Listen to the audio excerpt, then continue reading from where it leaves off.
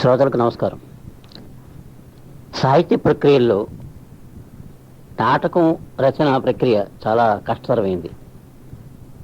నాటకాంతం సాహిత్యం అన్నారు.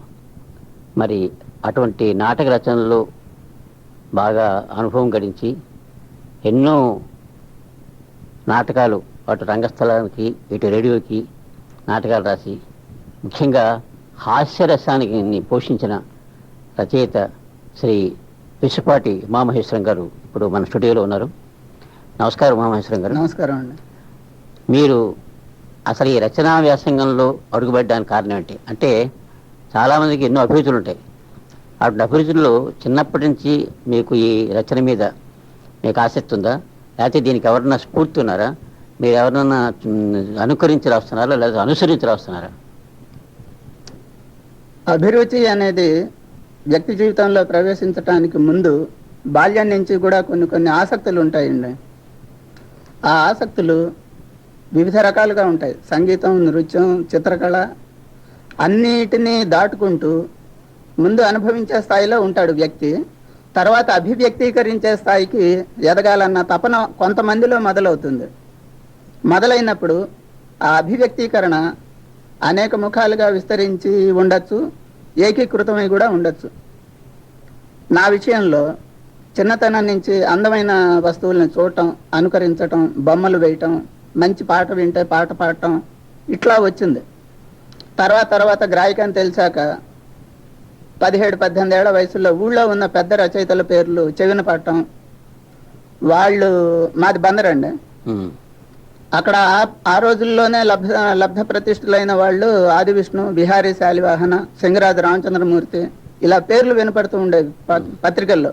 అరే మన ఊరి వాళ్ళని అందరూ బ్రహ్మరథం పడుతుంటే మన పేరు కూడా ప్రజల నాలికల మీదకి పెడితే ఎలా ఉంటుంది, మనకు కూడా ఆ గౌరవం లభిస్తుంది కదా అన్న ఊహ ఒకటి ఈ అభివ్యక్తీకరణకి దోహదపడింది. సరే, క్రమంగా కాగితం కలం పుచ్చుకున్నాను. కవితలు, కథలు తో మొదలయ్యి పాటలు, అక్కడి నుంచి నెమ్మదిగా 62లో మొదలెట్టిన వాడిని 81 వరకు నాటకం వైపు చూసే సాహసం నాకు కలగలేదండి. ఎందుకంటే మీరు ఇందాకనే అన్నట్టు నాటకాంతం సాహిత్యం, నాటకం సర్వకళల సమాహారం. వ్యక్తుల్లో ద్విజులని ఉంటారు, 2 జన్మలు కలవారు, ఉపనయన సంస్కారం అది అయినాక. అట్లా సాహితీ ప్రక్రియలో నాటకానికే ద్విజత్వం ఉంది. అది వ్రాయబడినప్పుడు ఒక పుట్టుక, ప్రదర్శింపబడ్డప్పుడు రెండో పుట్టుక. అటువంటిది ప్రజలతో సన్నిహిత సంబంధం, ముఖాముఖి సంబంధం కలిగిన ప్రక్రియ కాబట్టి దాని వైపు వెళ్ళటానికి ఎవరు అంతగా సాహసించరు. కథ రాస్తే ఎవరింట్లోనో ఏ ఊళ్ళోనో చదువుకుంటారు, మనకి డైరెక్ట్ కమ్యూనికేషన్ ఉండదు. అదే నాటకం అయితే బాగుండకపోతే కుర్చీలోంచి లేచి వెళ్ళిపోవటం మనకు కనపడుతుంది.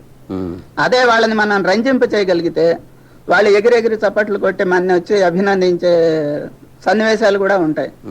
ఆ ప్రక్రియలో ఉన్న ఆనందాన్ని అనుభవించడానికి చాలా మంది లేటు చేస్తారు. బుద్ధి ఉన్న వాళ్ళు, లేని వాళ్ళు చాలా తొందరగా చేసుకుంటారు నాటిక ప్రక్రియ మీద.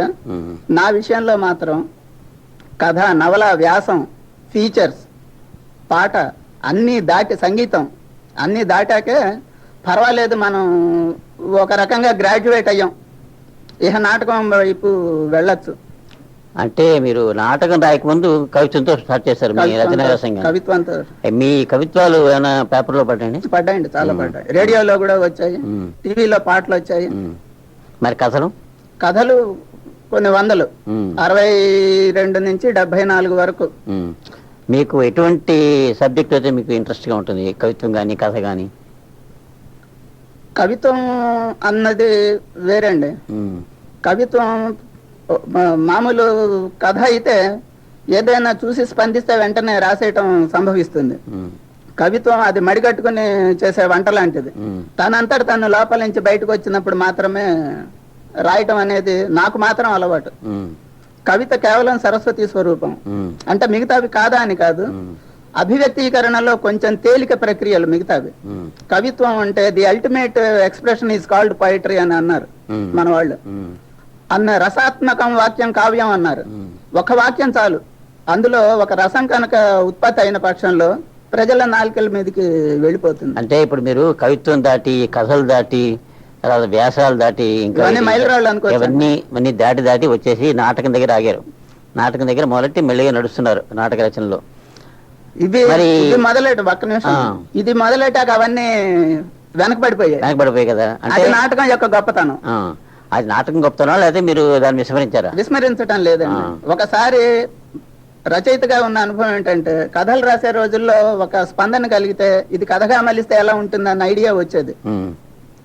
కవిత్వం అంటే తనంతట తను పెళ్ళిబుకేదని చెప్పాను కదా. వ్యాసాలు అవి డిమాండ్ని బట్టి రాసేది, ఫీచర్స్ అవి.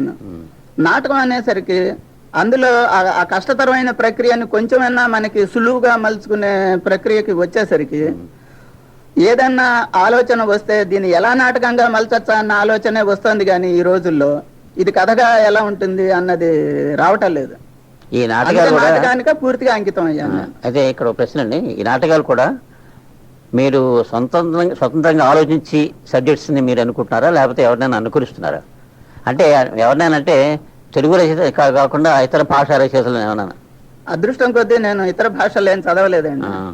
తర్వాత తెలుగులో కూడా ఏం చదవాల. నాటకాలు రాయబోయే ముందు నాటకాలు చాలా మంది నన్ను సలహాలు చెప్పారు, నువ్వు వెళ్ళి నాటకాలు చూడు, వర్తమానంలో ఏం జరుగుతోంది, తర్వాత గొప్ప గొప్ప నాటకాలు ఉన్నాయి చదువు, నీ పక్క వాళ్ళు ఆయన రాస్తున్నారు చదువు. నేను దాన్ని చెవిన పెట్టలేదండి.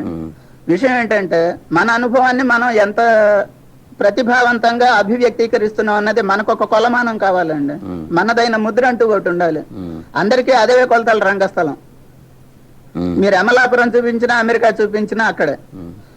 అది మీ యొక్క స్వతంత్రమైన అభివ్యక్తీకరణలో మీ గొప్పతనం బయటపడుతుంది. కానీ ఎవరో ఏదో చేశారని అది కూడా నేనే చేస్తే నేనెందుకు, ఆయనే చేస్తున్నాడు అవతల. అందుకనే అనుసరణ, అనుకరణ అనేది నాటకానికి సంబంధించినంత వరకు నా జీవితంలో లేదు. అయితే మీకు మనకి నవరసాలు ఉన్నాయి కదా, మీకు ఎటువంటి రసం ఉంటే, అంటే బీభత్సమా లేకపోతే కరుణ రసమా, ఏ రసంలో మీకు ఇంట్రెస్ట్ ఉంది? కథలు రాసినంత వరకు సీరియస్ కథలు రాశానండి. కవిత్వం కూడా సీరియస్.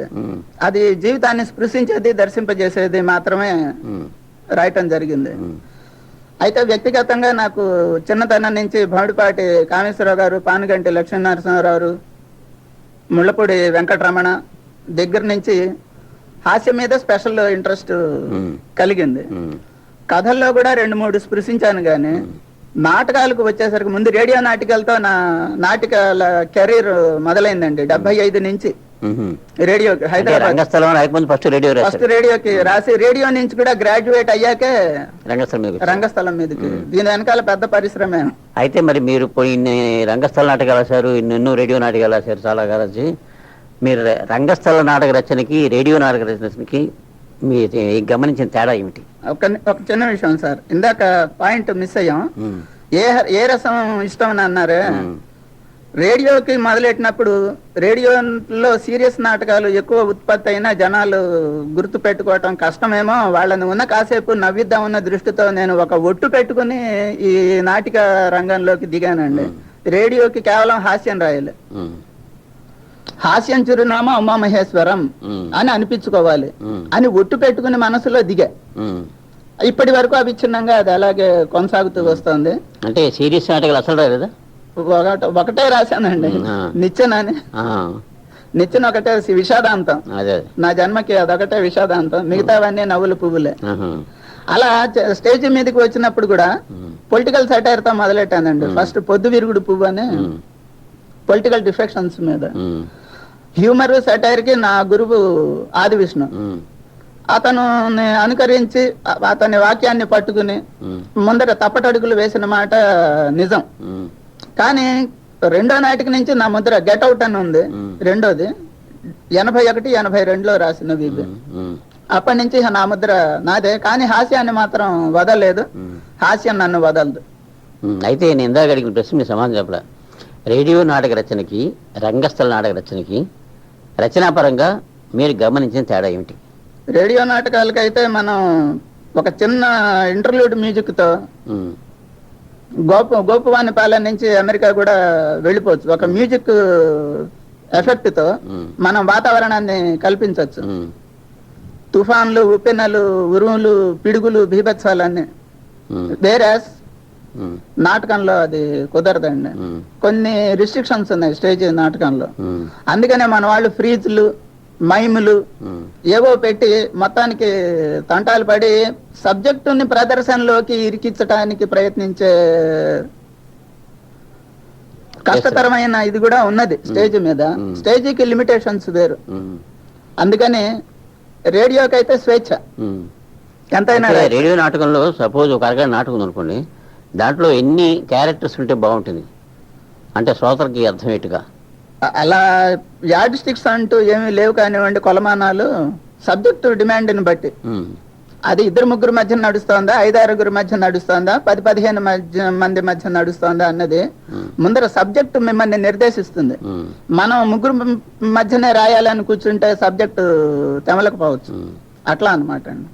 మరి ఈ రంగస్థల నాటకాలు ఒకప్పుడు చాలామంది పెద్ద పెద్ద రచయితలు ఆత్రేయ గారు కానీ, పెన్శెట్టి గారు కానీ, లేకపోతే కొరపాటి గంగాధరరావు కానీ, మరి ఇతర ప్రముఖులంతా నాటకాలు మామూలుగా రాసేవాళ్ళు. వాళ్ళు ఒక సాహిత్యంలో స్పందన కలిగినప్పుడు. స్పందన కలిగి రాసేవాడు. వాడు ఏ పర్పస్ మీద రాయలేదు. మా నాటకాన్ని తీసుకెళ్లి పలానా పరిస్థితుల్లో పలానా సమాజం వాళ్ళు ప్రదర్శిస్తే ఏదో ఉత్తమ రచన బహుమతి, దాని తగ్గ డబ్బులు వస్తాయనే భ్రమతో వాళ్ళు ఇప్పుడు రాయలేదు. దాన్ని నాటకం బాగుందని సమాజం వాళ్ళు ప్రదర్శిస్తున్నారు తప్ప వాళ్ళకి ఆ ఉద్దేశం లేదు. కానీ ఇప్పుడు ట్రెండ్ మారింది. ఇప్పుడు చాలా చోట్ల మన నాటక రంగం అభివృద్ధి చెందాలంటే పరిషత్తులే శరణ్యం. ఈ పరిషత్తుల ప్రోత్సాహం వల్లే కొత్త రచనలు, కొత్త నాటక రచయితలు ఉద్భవిస్తున్నారు. మరి ఆ విషయంలో మీ అభిప్రాయం ఏంటి? నా అభిప్రాయం ఏంటంటే, గెట్అవుట్ అనే నాటికలో నేనే రాశాను. 2 పాయింట్లు ఉన్నాయి సార్ అందులో. గెట్అవుట్ అని ఎవరు అంటారంటే, ఒక కమిటెడ్ రైటర్ ఒక అన్కమిటెడ్ యాక్టర్ని అంటాడు. నువ్వు ఆడేది ఆ ముందర ఉండే 3 జడ్జీల గురించా, లేదా ఆ వెనకాల ఉండే 3000 మంది గురించా? ఒక ప్రశ్న. రెండో ప్రశ్న, నీ కాళ్ళు స్టేజీ మీద, చూపు మెడ్రాస్ మీద. నీ చూపు మెడ్రాస్ మీద ఉన్నప్పుడు కాళ్ళు స్టేజీ మీద పెట్టడం ఎందుకు? డైరెక్ట్ గా మెడ్రాస్ మెయిల్ ఎక్కేయచ్చుగా. నాటక రంగాన్ని వంచి వెళ్ళటం అనేది ఒక 60ల నుంచి మొదలైందండి. అదొక తప్పుడు. నాకు దాని మీద వ్యతిరేక భావం ఉన్నది. నేను ఇప్పటికి సినిమాల్లోకి వెళ్ళగలను, వెళ్ళటల్లా. పిలుపు వస్తే వెళ్ళటం వేరును, మనమే వెతుక్కుంటూ వెళ్ళటం వేరు. వెతుక్కుని వెళ్లే వాళ్ళు ఎక్కువ. వెతుక్కుని వెళ్లే వాళ్ళు ఎక్కువైనప్పుడు దాని కొన్ని సినిమాలకి బాక్స్ ఆఫీస్ రూల్స్ ఉన్నట్టు పరిషత్తుల్లో బహుమతులు, నేను ఇన్ని గెలిచాను, ఇది ఒక సర్టిఫికెట్లు. చిలక జోస్యం వాళ్ళు ఇండియా ప్రెసిడెంట్ కి చెప్పానని మనకి చూపిస్తారు. ఇటువంటివి ఉంటాయి. అప్పుడు ఇబ్బంది అవుతుంది. ఆ ఫ్రేమ్ వర్క్ లోంచి బయటపడలేరు వాళ్ళు. తద్వారా ఖచ్చితంగా తెలుగు నాటక రంగానికి కొంచెంగా ద్రోహం జరుగుతుంది. అంటే ఈ రచనలో కూడా కొద్దిగా క్వాలిటీ తగ్గుతుంది అనిపిస్తుంది నాకు. దానికి వేరే కారణాలు ఉన్నాయి.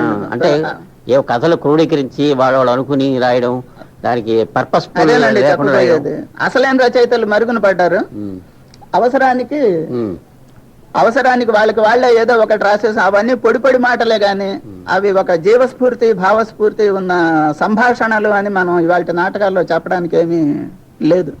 సరే ఉమేశ్వరం గారు, మీరు వాళ్ళ కాకుండా మీరు స్వతంత్రంగా ఆలోచించి మంచి మంచి రచనలు చేసి ఇంకా రంగస్థలానికి, రేడియోకి మరిన్ని మంచి రచనలు చేస్తారని ఆశిస్తూ నమస్కారం అండి. నమస్కారం అండి, చాలా కృతజ్ఞతలు.